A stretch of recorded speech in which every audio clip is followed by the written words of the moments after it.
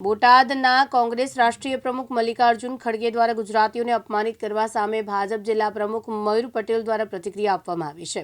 દેશના શીર્ષ નેતૃત્વ અને દેશના ઘડતરમાં સિંહ ફાળો આપનાર ગુજરાતી લોકો છે, ત્યારે ગુજરાતીઓનું અપમાન કર્યું હોવાની વાત કરી હોવાનું સામે આવ્યું છે। આગામી સ્થાનિક સ્વરાજ્યની ચૂંટણીમાં ગુજરાતીઓ પોતાના અપમાનનો બદલો લેશે અને કોંગ્રેસને હેસિયત બતાવશે તેવું જણાવ્યું હતું।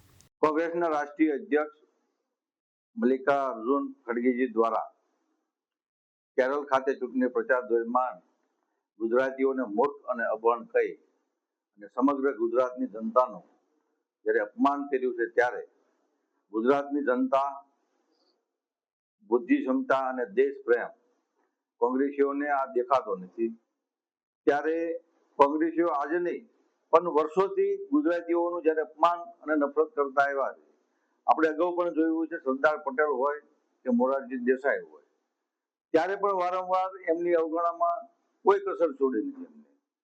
ત્યારબાદ આપણે સૌ જાણીએ છીએ કે જ્યારે નર્મદા યોજનાની અંદર જ્યારે અવરોધ ઉભો કર્યો, ત્યારે તેની પાછળ પણ કોંગ્રેસ હતી।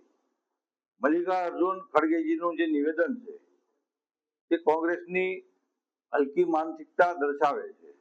ત્યારે સમગ્ર ગુજરાતને જ્યારે વિકાસનું મોડેલ જ્યારે આપ્યું છે, ત્યારે આપ સૌ જાણો છો કે આજે જ્યારે વિશ્વની જ્યારે આ દિશા આપી રહ્યા છે, એવા આજે આપણા વિશ્વનાયક કહી શકાય એવા આપણા માનનીય વડાપ્રધાન શ્રી નરેન્દ્રભાઈ મોદી અને દેશના યશસ્વી ગૃહમંત્રી અમિતજી શાહજી પણ ગુજરાતી છે।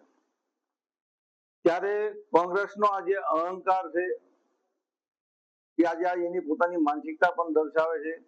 ત્યારે કોંગ્રેસને આ ગુજરાતની જનતા ક્યારે પણ માફ નહીં કરે। આપ સૌ જાણો છો કે છેલ્લા 30 વર્ષથી ગુજરાતની જનતા કોંગ્રેસને જ્યારે જાકરો આપી રહી છે, તે આ પોતાના નિવેદનથી પણ સમગ્ર ગુજરાતની જનતા ખૂબ રોષની અંદર છે। ત્યારે આવનારા દિવસોની અંદર પણ સ્થાનિક સ્વરાજ્યની જ્યારે ચૂંટણીઓ આવી રહી છે, ત્યારે ગુજરાતની જનતા આગળના સમયમાં પણ કોંગ્રેસને દૂર રાખશે। મોતાભાઈ શેખલિયા, દિવ્યાંગ ન્યૂઝ, બોટાદ।